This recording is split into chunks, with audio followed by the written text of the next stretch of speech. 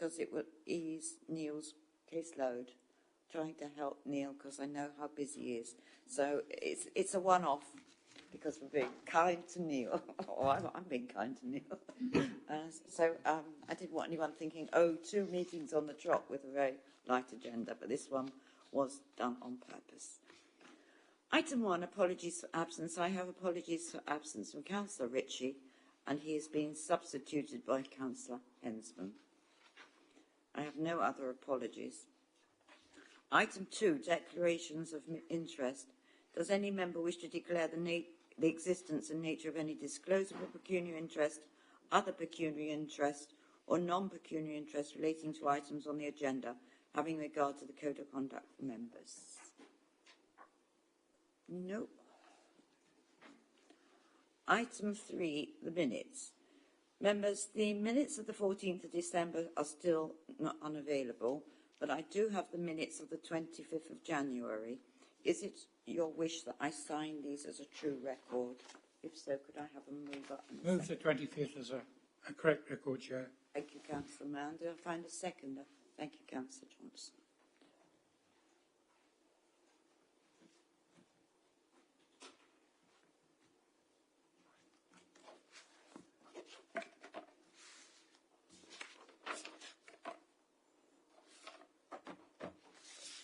That brings us to item 4, public question time. We have no general questions from the public this evening. The person who wishes to speak will speak prior to the application. Item 5, planning application. As you are aware, we have one application on this agenda this evening. This is application 5A, application number 19000014 full, land at junction of Laburnum Way and Dorothy Sayers Drive, Whittam, can be found on pages 5 to 55. We do have one speaker that wishes to make a statement, and that is Mr. Rogerson, who is the agent. Good evening, Mr. Rogerson. Can you hear us? Yeah, good evening. Yeah, I can hear you. Would you like to make your statement now, please? Yes, thank you. Good evening, members of the committee. My name is Alex Rogerson. I'm the planning consultant for the applicants. The applicants, Mr. and Mrs. Patel, are Essex residents for nearly 40 years. They own the site and their intention is to implement the proposed development should it be approved. They will therefore take full responsibility and ownership of what is delivered on the site, and as such care a great deal about the future regeneration of the site and wider area. The proposed scheme has been developed for over 10 years, building on advice and guidance provided by officers, including through 2 pre-application inquiries and in connection with a hybrid planning application that was withdrawn in order to make way for the current detailed planning application, which is being considered today. Throughout the process, the applicants have worked collaboratively with officers at the council in shaping the proposals to ensure the best possible scheme can be delivered at the site. In terms of the existing site, this has been neglected for some time, which has contributed to its decline over the years, as evidenced by rundown buildings, high vacancy rates, and a low-quality public environment, which are unappealing to investors and local residents. The proposed scheme seeks to regenerate and redevelop Rickstone's neighbourhood centre, which has been a long-term development aspiration of the councils, as established through the Rickstone's neighbourhood centre development brief, the core strategy and local plan. The proposed buildings have been limited to between 2 to 3 storeys in height in recognition of the design principles underpinning the neighbourhood development brief. 21 residential flats are proposed to be delivered. These comprise high quality accommodation, and all flats either benefit from south facing gardens or terraces which enjoy views of the recreation ground to the south. A range of market ready and flexible commercial units are also proposed, which will be attractive to a range of occupiers and will contribute to securing the vitality and viability of the neighbourhood centre, alongside improving goods offering to the local community. The proposed scheme will utilise high quality materials for paving and hard soft landscape areas, including benches, planters and new trees, to ensure the appearance and quality of the public realm is significantly improved. It should be noted the proposed levels of car parking are supported by officers and Essex County Council highways in view of the site's accessible location. It is considered the proposal will deliver a high quality mixed use scheme, creating a balanced, inclusive and vibrant community hub which fulfils the development principles of the neighbourhood development brief. We are delighted officers have recommended approval and we very much hope members are able to support the scheme too. Thank you very much, Mr. Rogerson, for your statement. Thank you. Members, before I go to Neil for the presentation, Councillor Swear and Councillor Mrs. Beavers, as you were not here when I was doing the declarations of interest, do either of you have any declarations of interest on this item? No, thank you, Madam Chairman. That's very right, thank you. I'll now go for the presentation. Oh, I've been in the cinema. Good evening, Neil.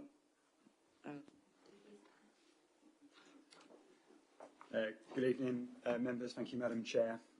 So the application before us tonight was originally submitted in 2019 as being subject to an iterative design process where a number of officers have worked with the applicant to present the scheme that's before us tonight. So it's for the redevelopment of the Rickstones Neighbourhood Centre. It's a mixed-use scheme, so there'll be a commercial floor space provided in up to 5 flexible units and a total of 21 flats provided within the redeveloped area, along with public realm, car parking for the flats and the commercial uses, landscaped areas and gardens for the flats. So the site is at the junction of Laburnham Way and Dorothy Sayers Drive in Witham. So this is Laburnham Way running down the eastern side here, Dorothy Sayers Drive running across the north of the site. Just in terms of the site, you can see obviously identified with the red line here. Just in the immediate environs of the site, we've got the Little Elms Public House just to the side here. We've got the Rickstones Sports Pavilion, which is owned by the council just here. This is Recreation Ground car park, and these are the playing fields, which are council owned. There's a play area here. The actual site itself contains currently 2 buildings referred to as Block A and Block B, which have a mixed use, which I'll show you with some photos later. And then we've got areas of hard standing here for parking at the moment, and a sort of rather run-down public realm here between the buildings, but we'll look at that as we go through. So the existing site, just shown in a bit more detail, the two buildings. So we've got commercial uses on the ground floor of the building. So in Block A there was 3 units here, and then there was 5 units running down here, the units that sort of back onto Laburnham Way. And then, like I say, this is an area of public realm in the middle here. This was the car parking area. It's shown with marked bays here, but it's an informal car park without markings. And you'll see sort of tree area just outside, or a landscaped area with trees in it, I should say, just outside the site to the north there, which we'll come back to later. But that's the existing arrangement. As I said, we've got the commercial uses on the ground floor, and then we've got flats, 2-bed flats above, so a total of 7 flats on the site at the moment. So we've got 3 above the Block A. You can see it accessed by a stairway, external stairway to the side of the building, and then accessed across a sort of shared communal area, flat roof there. And then Block B, again, got the commercial uses on the ground floor, and on the first floor we've got 4 2-bed flats, again accessed by an external walkway from the Burnham Way and shared external communal areas there.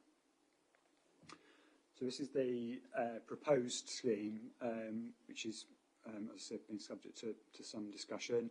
So you can see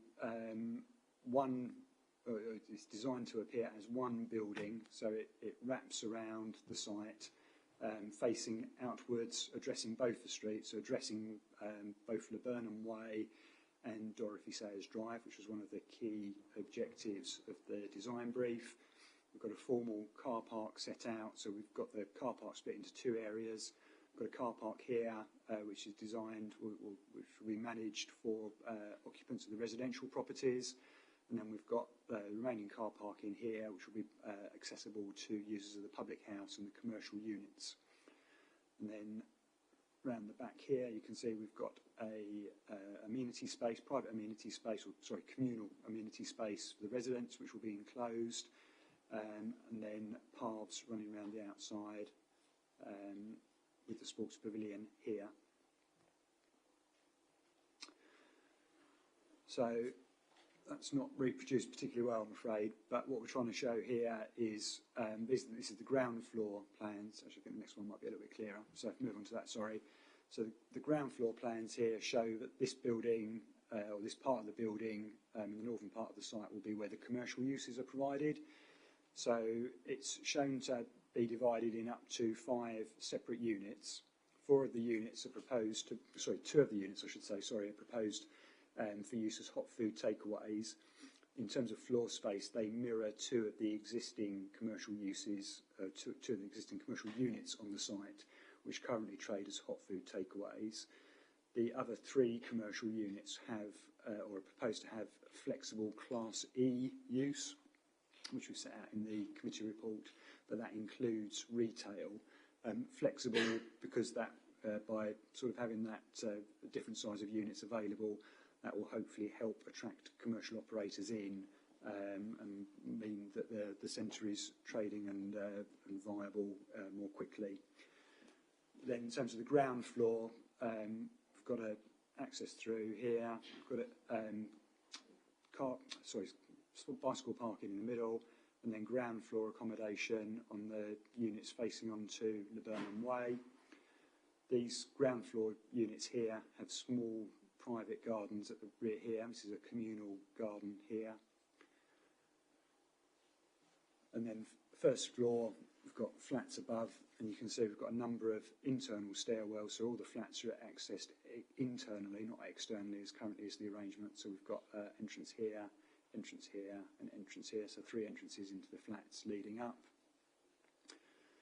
And then we've got a second floor as well, so the building is up to 3 stories in height. It does taper in slightly at this end, but it's predominantly 3-storey throughout.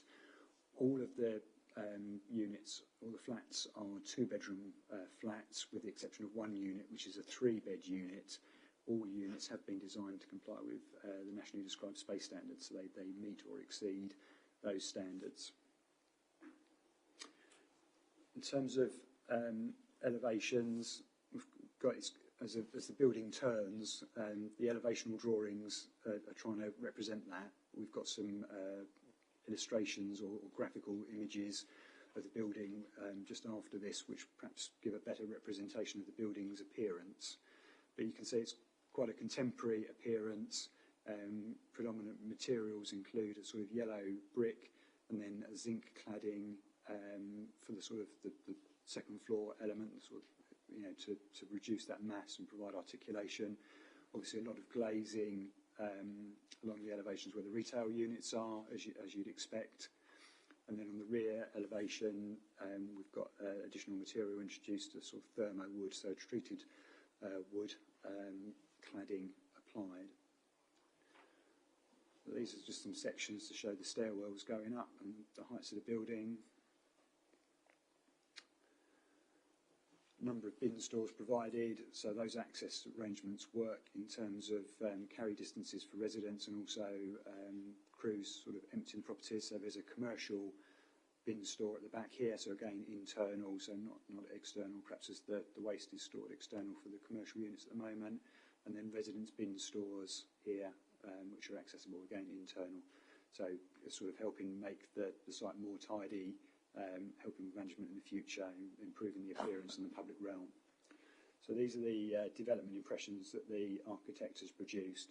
So this one is looking at the building from the car park. So this is kind of where the car park splits in two. So you've got the residence parking space sort of on the left as we're looking at this, and then the commercial unit parking is provided to the right. And you can see the shop fronts there wrapping round the corner, with 2 floors of accommodation above. This is looking down, so this is the elevation which faces onto Laburnum Way. So you can see there's some on the street visitor parking bays there. Those are existing bays which are retained, but this is the front facing, so you can see we've got residential frontage here, sort of small setbacks, so we're slightly off the street, so people's properties have got sort of defensible space at the front. We've got legible front doors and an interesting elevation in terms of how it's being designed to sort of break up the mass and provide visual interest. This is one of the views which is being provided from the rear, so this is sort of standing next to the sports pavilion, looking back towards the buildings. So you can see the fence or the enclosure to provide the screening for the residents' communal amenity space or residential space inside. But you can also see here the balconies and the private spaces which will be afforded to some of the units. So all of the units will have some sort of balcony space or outdoor space of their own, as well as the gardens on the ground floor. This is just looking down the side, so this is just next to, if you sort of had your back to the Little Elms pub, looking at the side of the property, so there'll be a walkway coming through. Just see the bin store just behind the lady and the children there. That's the commercial bin store.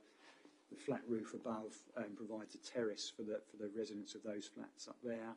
But you can see we've got a shop front elevation onto this side to try and improve the overlooking of this walkway through here. And then this is just looking again from the car park, looking back. So we've got an impression of the Little Elms public house. I'm not sure that the architect was able to reproduce the public house in all its detail, because it's an unusual building, as you'll see from the photos later. But the reason for including this is to see the walkway which is still being provided through. So this is sort of an existing arrangement, sort of contributes towards the permeability of the site, accessibility to the Pavilion building, and also through to the recreation ground. So we didn't want to close this area off, but we've tried to make it inviting, tried to make it open, introduce some overlooking as well, to make sure it feels as safe as possible. So some photos of the existing. So this is what we've got at the moment. So this is the block at the top of the site. This is where the convenience store used to be and the pharmacy. This is the public house, you can see just behind it, and then this is the other block. So all of the shops at the moment look into this sort of public realm in the middle here, which you can see hasn't been particularly maintained. But then that obviously means that all of the rear of the commercial units and their servicing is left exposed to the roads, which you'll see as we move through. So it's just some other photos of the commercial units. But this is the sort of thing that we get. So this is the backs of the commercial units on Laburnum Way. So you can see we've got ducting, we've got bins being stored out, we've got the entrance to the flats. This is the walkway which leads to those flats. Another duct back there. So not a particularly good, not very appealing scene which is presented from the street. So what we've tried to do and what the architect has done is get the development to look out towards the street, but also to tidy up the rear of the building so we don't get untidy servicing at the rear, and certainly have better access arrangements.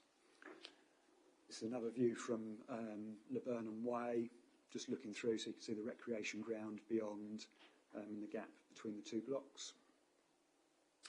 This is the Little Elms public house, which I believe may once have been a farmhouse, but we think was converted when the surrounding estate was built in the 1970s. Most of the car park area around the site is within the control of the applicant and is shown within the application site. There are a couple of areas that aren't, which include this garage court down here, which is owned by the residents of properties behind in Dorothy Sayer Drive. And there's a small area just to the side here, which is within the demise of the public house, which also provides additional car parking, but which isn't controlled by the applicant and isn't assessed as part of this application.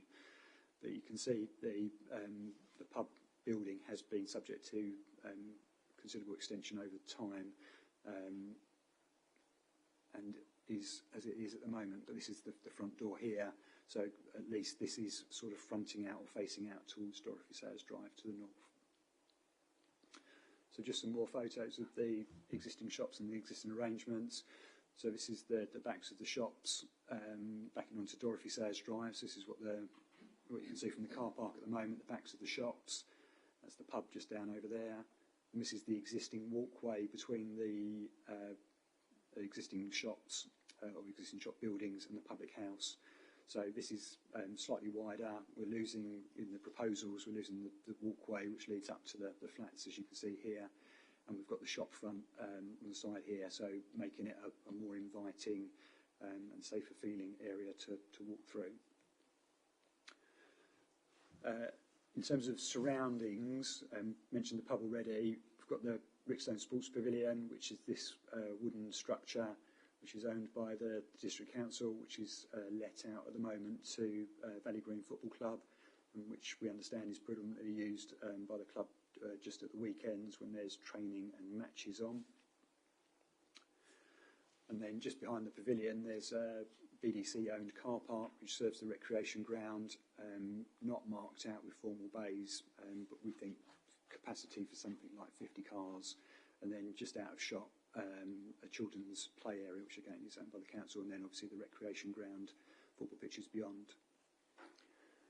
So in terms of things to point out as we're looking around the site, these are the trees which are referred to within the report. So there are a couple of trees which are on BDC land just outside the applicant's site, which are proposed to be removed, which you can see here. It's two semi-mature conifer trees, haven't been subject to any recent maintenance, as you can see, already encroaching on the existing building. There is, you can't actually see, but there is actually a window on the first floor there for this flat, which I think if you reached out of it, you'd certainly be able to reach the tree. One of the trees, the landscape officer said, is showing signs of decline already, and they're going to have to monitor with regards to potential removal anyway. But what we've discussed with the applicant, what the applicant's agreed to, is to facilitate the development to the two trees that are affecting the development will be removed. The council would be in receipt of a financial contribution which would allow us to provide 5 replacement trees and make sure they're watered and maintained during the first 5 years to establish, and they would be provided within the area. Just in terms of surroundings, just some photos of some of the existing housing around. So the photo on the left is just beyond the entrance, or at the entrance to the car park for the recreation ground. So you can see a little terrace of housing there, predominantly brick. And then on the right-hand side, the photo, that's the houses which face onto Laburnham Way. So the commercial site, the application site, is just out of shot on the left here. As you can see, the properties here don't face directly onto the street. They're sort of tilted at 45 degrees. So they'd have sort of oblique views of the commercial units opposite, but wouldn't be facing directly on. And then just looking a bit further up, the photo on the left is just looking down Dorothy Sayers Drive, just so you've got an impression of the housing that's provided there. And then one of the 2 3-storey blocks of flats nearby, so this is Vane Court. As the agent said during their question time session, the design guide or design brief does refer to 2 to 3-storey development being acceptable within the application site. And certainly, that you can see why that was specified, given that there's predominantly 2-storey development, but certainly some strong 3-storey buildings within the immediate vicinity. And then this is just looking down Dorothy Sayers Drive. So this is the car park in area at the moment, which serves the shops. These are the trees which I was referring to, which are outside the application site. They're not looking fantastic because of the time of year. That certainly looked much better when we were visiting sort of previously during the summer. Really nice trees, not to be affected by the development.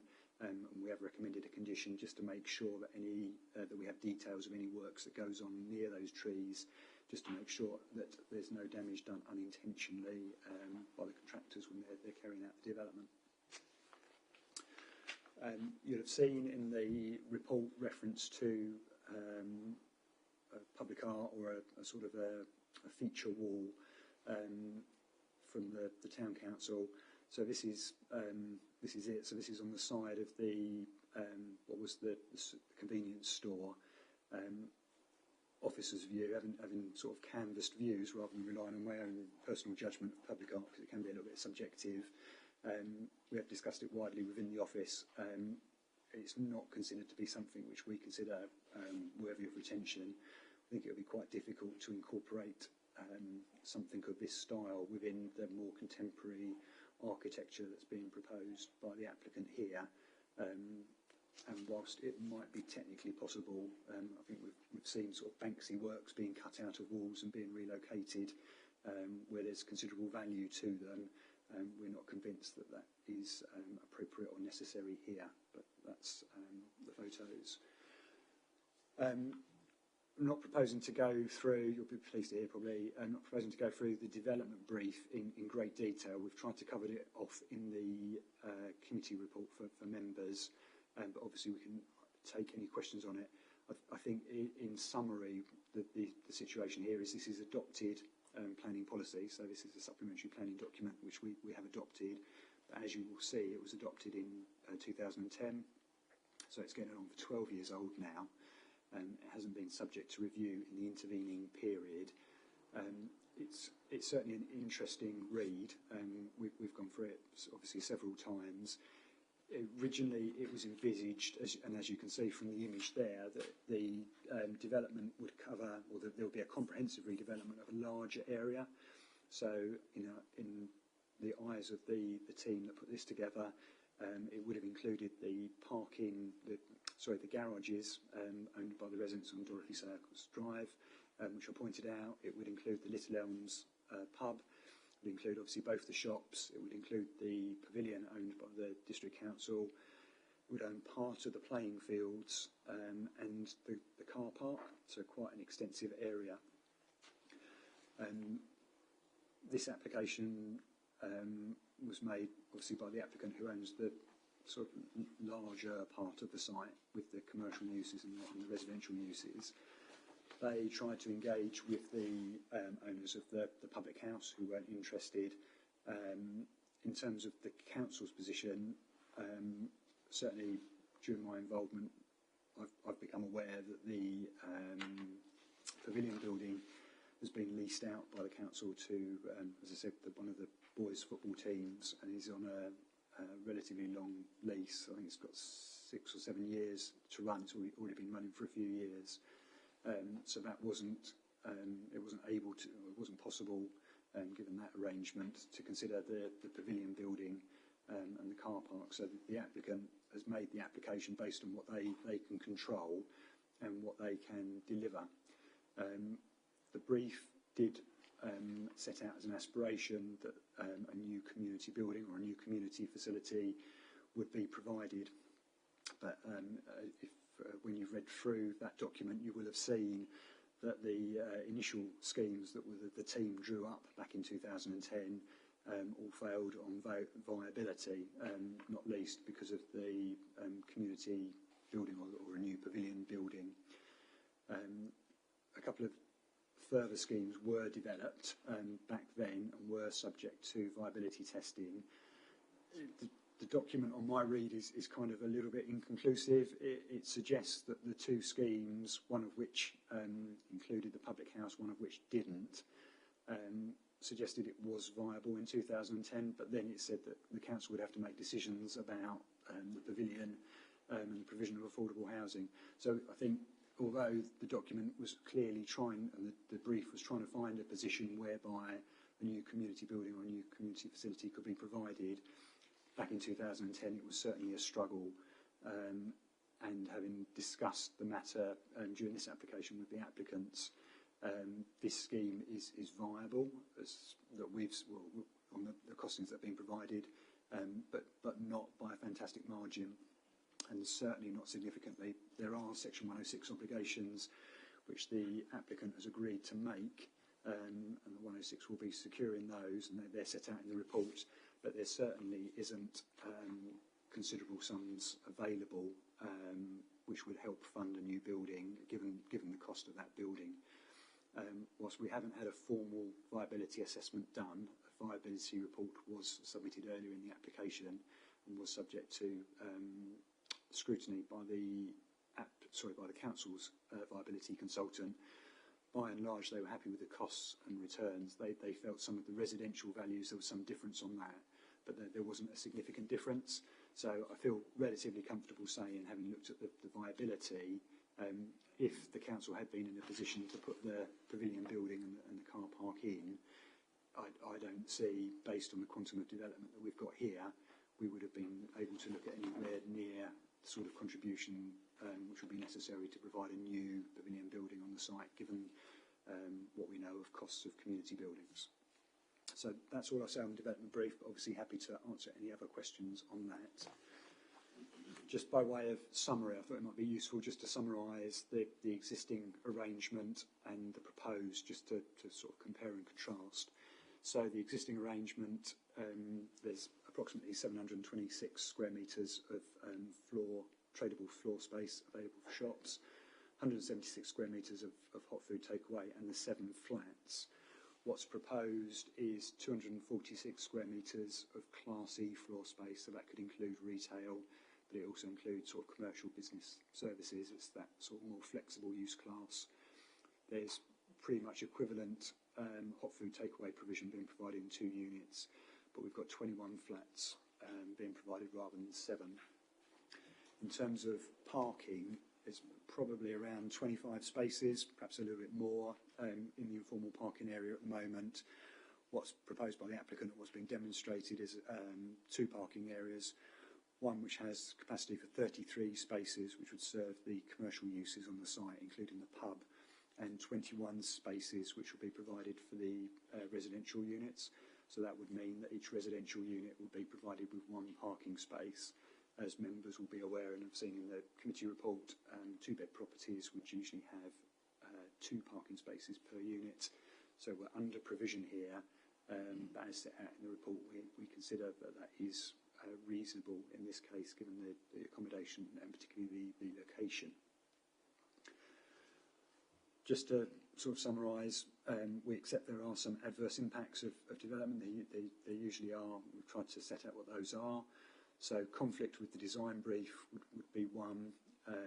We certainly think that the applicant has tried to respond to the spirit of the design brief, and if you look at the design principles which are set out within the design brief, that talks about perimeter blocks facing out towards the 2 roads, no exposed blacks, secluded and separate private spaces, legible layout, 2 to 3 storey buildings. I won't read them all out, but you can see hopefully that the development principles have been borne out with the development, we think, although obviously there is conflict with the brief in that we haven't got a community building and it's not a comprehensive development of the whole site, but I've tried to explain the context for that. Car parking provision is below the council's minimum standards in terms of residential.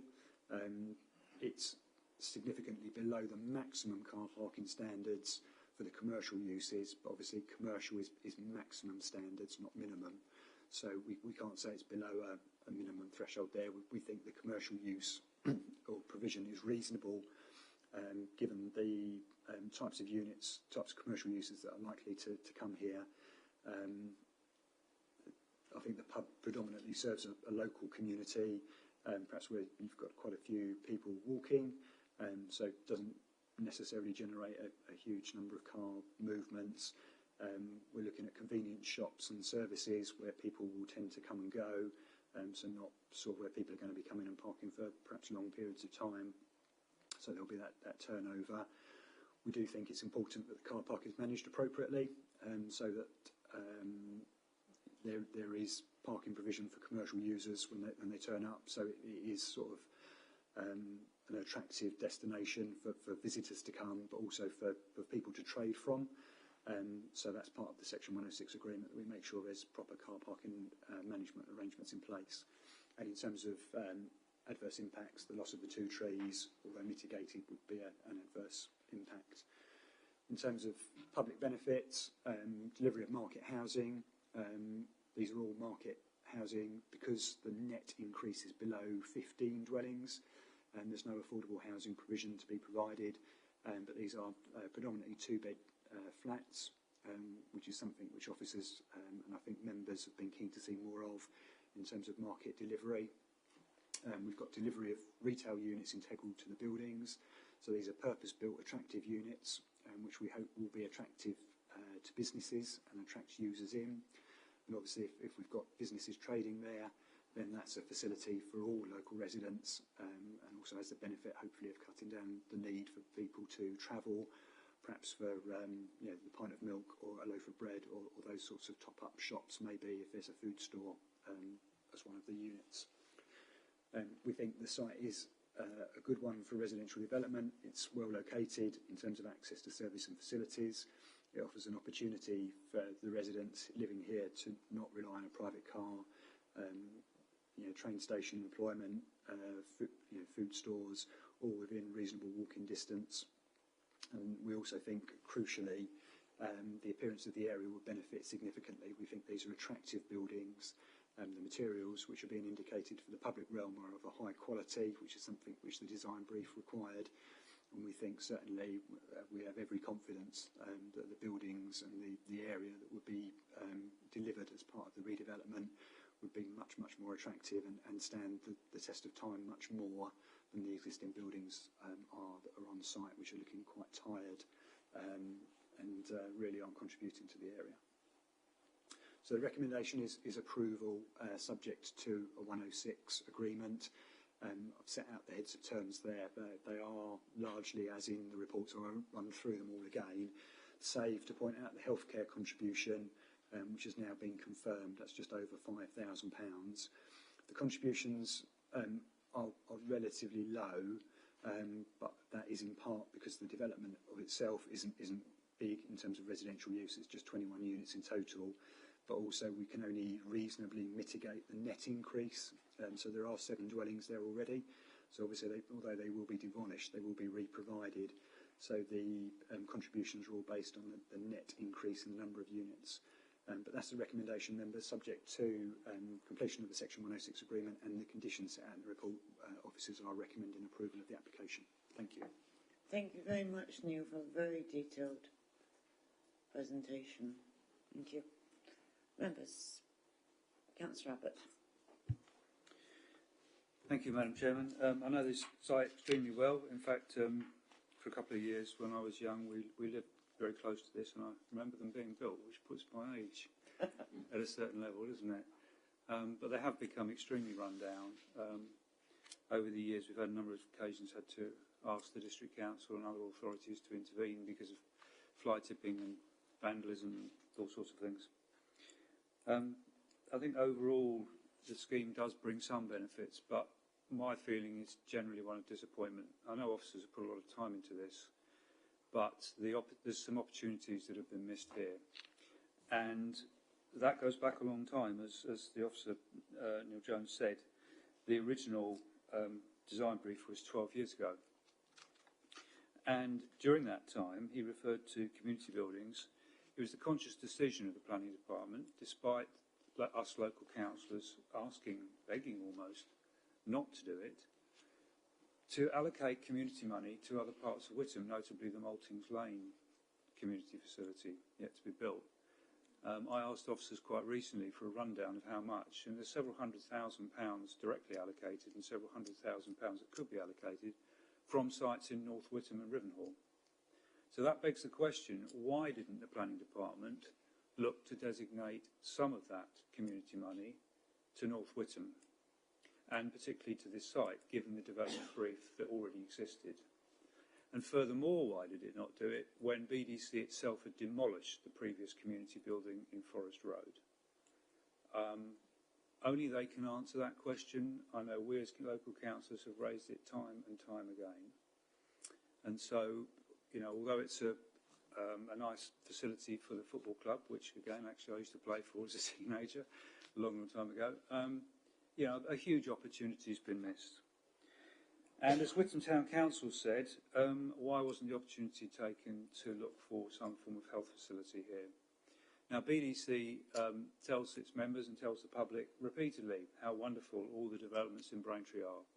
the redevelopment of the bus station area behind the library there, the town centre redevelopment, the Horizon 120, iConnect, and yet that level of ambition has not been applied here. There is no GP surgery in North Witham, and there's no GP surgery in Rivenhall, and the number of people on the lists of GPs is rising rapidly as new residents, as you'd expect, come to move in Witham and nearby Rivenhall. And yet, as far as I can see, no attempt has been made. And that is particularly galling because BDC owns a significant chunk of land, which actually hasn't been included in this development brief. So I don't know if officers want to respond to that, but I think it's extremely disappointing. And I know it's a hobby horse, but I do feel that it provides a contrast to the approach taken elsewhere.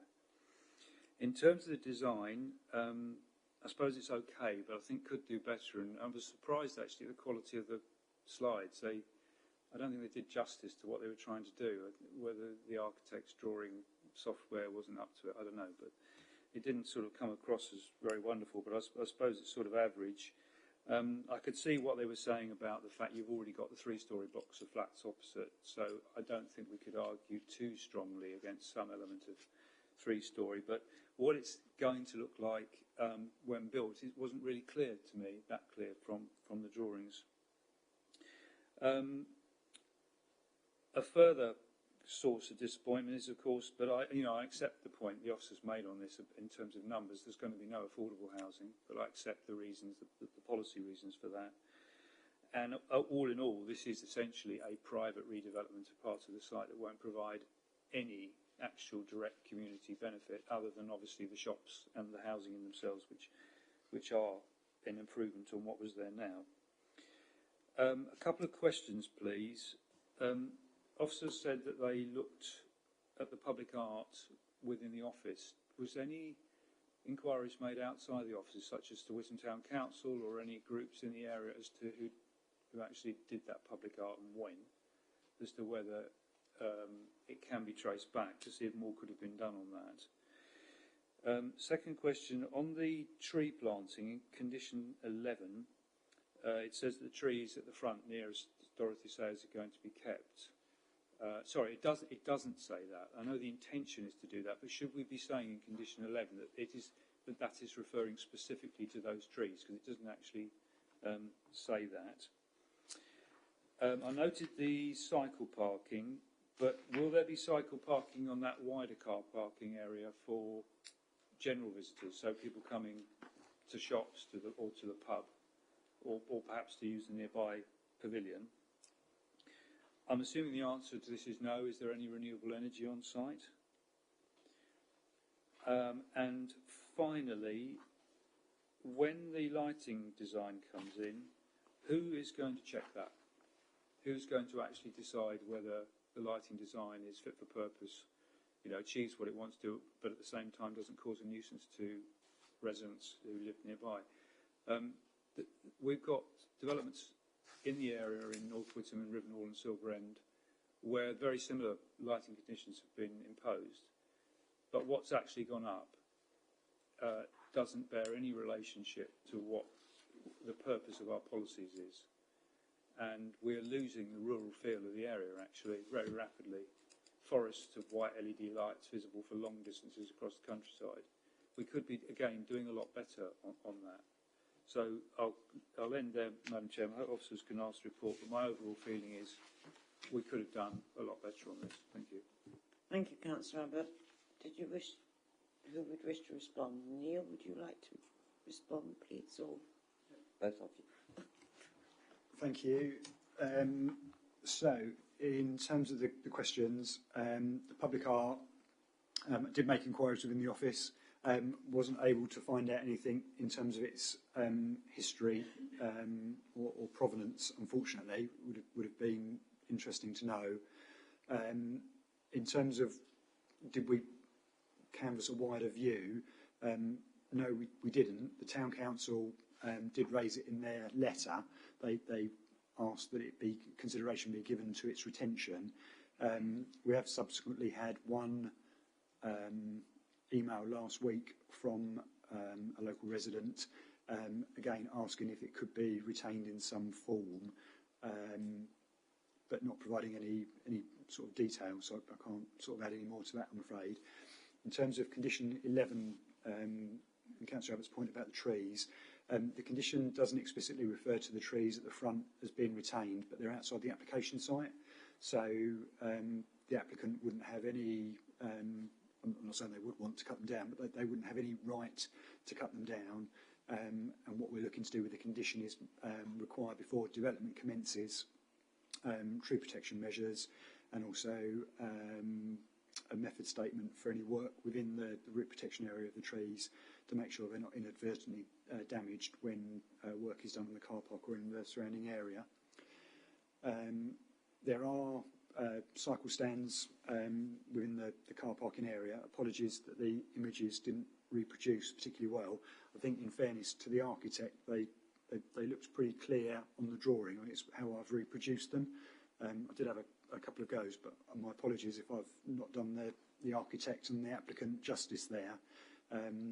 I think if members have looked at the images on the website, will have looked at the images on the website when they were reading their paper and sort of preparing. Hopefully they'll have had a sort of fairer feel for what the appearance would be. But certainly there is cycle parking for visitors within the car park. No renewable energy specified as being provided. And in terms of the lighting scheme, discharge of conditions for lighting is assessed by planning officers, and so it would be a planning officer would make it. Sometimes we will take advice from our ecologists where there is a particular ecology issue, so say there's a back corridor or something like that, and where they're particularly concerned about lighting and making sure that it's suitable, so we'd consult them, but otherwise it would be planning officers that would deal with that discharge. Thank you. Thank you, Neil. Councillor Abbott. Could I ask a possibly over-pertinent question, but do the officers that check it have relevant training or qualifications in lighting design? So if I can come back on that, Councillor Abbott. So in terms of the level of, if we've got a concern in terms of the level of luminance that's arising from lighting, we would also consult with environmental health as well. So we would look at it as officers, we would consult with environmental health, and as Neil said, particularly when we look at lighting design schemes, a lot of it is linked to ecology or sensitive habitats where we would get an ecological viewpoint as well. But we have consulted with environmental health on these matters. In rare occasions, we would seek external advice as well, but that is a rarity, and I can only think of a couple of occasions where we've sought that. Hopefully that clarification helps. Thank you, Chris. Anyone else? Councillor Mrs. Parker. Thank you, Madam Chairman. Thank you, Neil, for that really detailed presentation. It's actually very, very helpful. So obviously, I mean, this is a huge improvement to that site, given what's there already. And I do take your points about viability. Obviously, it would be lovely to have secured some additional funding towards improving the community building there. But I do accept your opinion that given the scale of redevelopment that has got to take place on what is a relatively small site, it can't really sustain a large contribution towards a community building. I like the design, and I do agree with your view that it will provide quite a sort of focal point to that corner and be quite sort of impressive building actually. And I do appreciate that some effort has gone into, I mean, particularly when you compare it to the 3-storey flats opposite, this is a much better designed building really, and it's just a mark of its time. And it definitely sort of broken up the sort of the blockiness, particularly when you contrast it to what's opposite. So generally, I'm happy with with what's being proposed. I just have a few little niggles. Now the only aspect I didn't like of the design was that there are 3 bedrooms on the ground floor flats which will be facing onto the street, which ideally I suppose you'd put the living room next to the street with the bedrooms at the back. But I suppose the only way around that really would have been to have lost a flat. So I wouldn't refuse it on that grounds, but I'd prefer not to see bedrooms on the street at ground level. The other issue, I think, I can see there could be a potential problem with people parking in the residents' parking who are visiting the shops, maybe. And I hope there'll be some kind of clear signage or road marking, whatever, to make that clear that actually is a residence area only. The only other thing I was thinking about with the recreation, I didn't particularly like the fact there is a sort of some hard standing behind on the community building side of the fence that goes at the back of those small gardens and pathway. And I was wondering whether part of the money that is for the community buildings could be used to create a path that goes in front of the community building, that would be actually a more logical route to the from the car park to the car park that's serving this development. Yes, just another thing that I mention every so often I remember is when you have flats on second and third floor, first and second floor rather, and not ground floor, it's really helpful to have the letterboxes on the outside of the building rather than in a lobby. But that's the only thing. And the only other thing I noticed is there's some metal railings. I hope that the management agreement would include sort of requirements to sort of paint those every so often, because once the paint starts peeling off, they do look dreadful. That's just a very minor thing. But generally, I appreciate a lot of work has gone into producing this scheme, and I think it's a very acceptable scheme. Thank you, Madam Chairman. Thank you, Councillor Mrs. Clarker. Councillor Mann, and I'll come to Councillor Johnson. Thank you, Chairman. I share some of Councillor Abbott's sort of disappointment that we're dealing with a much smaller area here than in the supplementary sort of planning document. It's been at least 15 years, I think, since we first considered that this area needed a considerable uplift, regeneration, revitalisation, call it what it will. But I guess we've got to accept that there is sort of conflict with the 2010 design brief, but for the larger area. But the context is changed, and that larger area, for reasons that have been explained to us, isn't available as potential for the scheme, and in today's climate probably wouldn't be viable anyway without other than private money largely involved. So we haven't got perhaps what we wish for, but we have got, as has been said, something that is better than what is there now. And I think that we have to accept that for what it is. It is not totally what we envisaged, but it is an improvement, and it should give an uplift to the area which is needed, because it has had that neglected appearance now for years, to my knowledge. I mean, there are some sort of pluses in the overall mix. Two-bedroom flats, which I think is an area often neglected by developers, so they're welcome.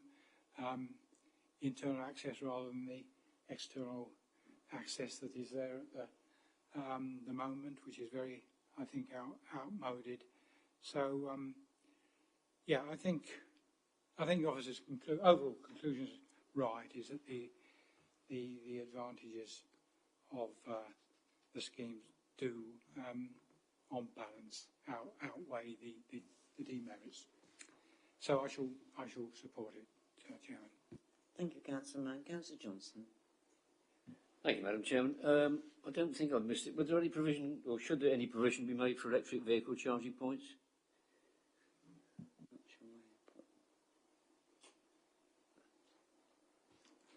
There isn't any provision shown.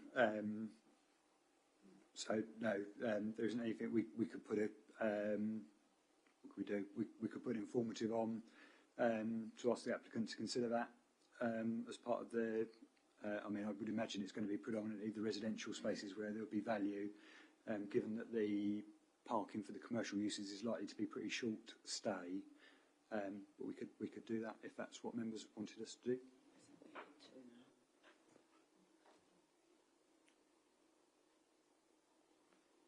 I think that's possibly something we want. Councillor Swear. Yeah, thank you, Madam Chairman. Madam Chair, I'd just like to seek reassurance from the officers, because in condition 5 it says all electrical and telephone services to the development should be run underground, which I'm fine with, but considering there's 21 flats there, I'd just like to know that every flat is going to have a fibre connection, because I think that's really important, because then that relates to recommendation 8 about having satellite, and I think that's going to be really important. And also, could officers tell me what the EPC rating of the build will be for those flats as well? Because considering energy prices, I think that's important.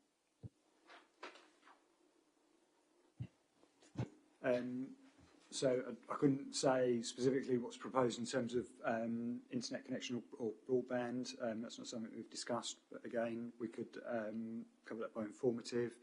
In terms of energy efficiency, that's not something which we asked applicants to provide us with, and it's not something that the applicant has volunteered. So clearly, anything that's built would need to comply with building regs as a minimum, but I haven't been made aware of any intention to go above that. That may be the case, but it's not something that we require currently. Councillor Swear, I'll let you come back. Thank you. One is, I don't think we should be putting a building up, quite frankly, across Berkshire District that hasn't got fibre attached to it now. The second thing is, with regards to not knowing what the EPC value is, shouldn't we know that and build to the standard? Thank you. Do you want to come back, Chris, please? Yeah, so just taking the points in turn. So on the broadband point, so I think the option is either an informative or we could put a condition on to require the provision. So that's obviously within members' gift, we could require that. In terms of the energy rating, as Neil's explained, we don't have control over that. The issue is the building regulation set out in terms of the build of the property or the development, and while we can encourage, we haven't got the ability to insist on certain levels of build, which I appreciate is not is not what you're seeking to hear, but that's the issue. So it's the scheme doesn't incorporate any renewables, and we're purely looking at obviously the built form of the development. But on broadband, if members felt strongly, we could impose a condition rather than informative. Similarly, in terms of the electric vehicle charging, again, we could put on a condition for that rather than informative, but I'd probably advise that that would be in the context of requiring a strategy for the details of vehicle charging points, just purely because of the fact of the way how the parking is being provided within a more communal, open public arena, and then how that would be managed, rather than requiring a set number.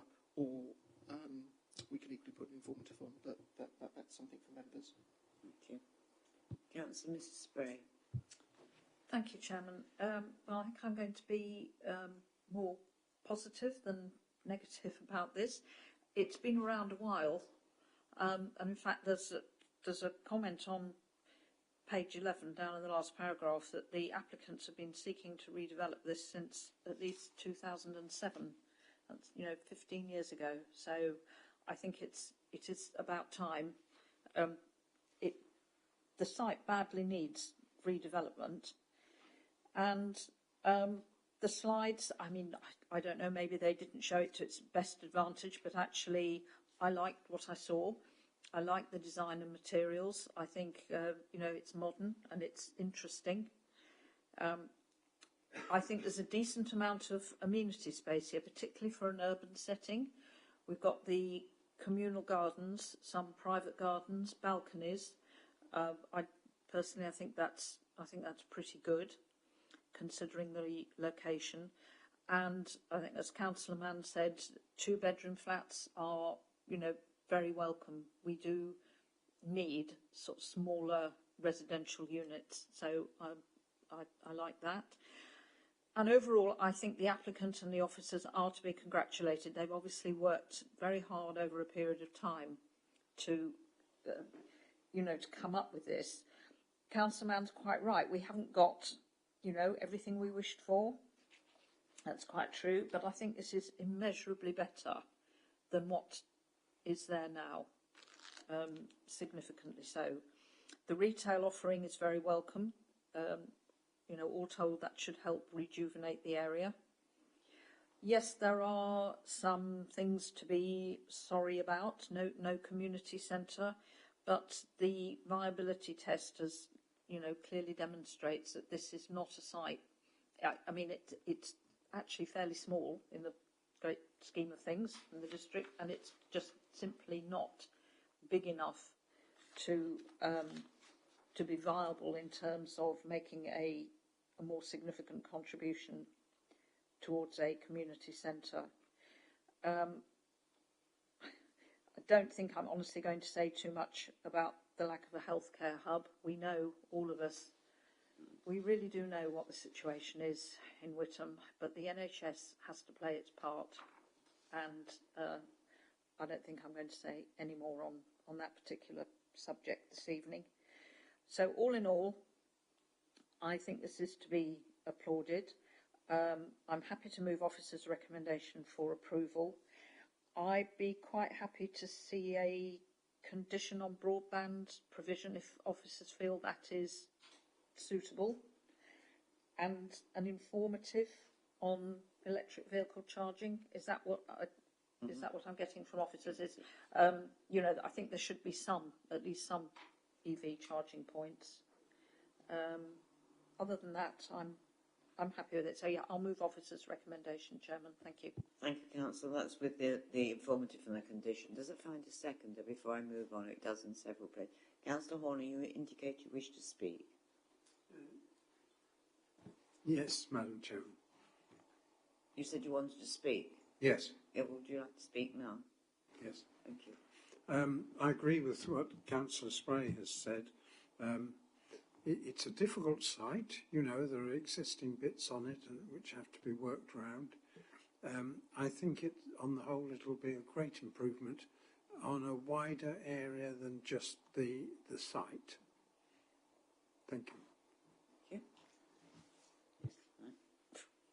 Apologies, Madam Chairman. There was just a point Councillor Parker raised just about the less boxes, which we just checking the details. I can't see that we do have details of the less boxes in terms of where they'll be located, but obviously from a secure by design perspective, that's something which we could control by condition, given it will be communal areas and so forth. So we could add a further condition just about the location and spec for the less boxes for each of the flats.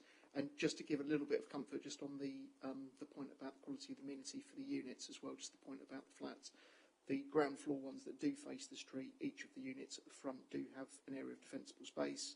So the actual private areas of the bedroom would be protected from the street. And just looking at the plans again, the reason for the outlook towards the rear is the habitable living space effectively flows out onto the private amenity space to the rear rather than the bedroom. So that was just the logic, just by point of clarification. But if members feel strongly, we could add a condition around the letterboxes.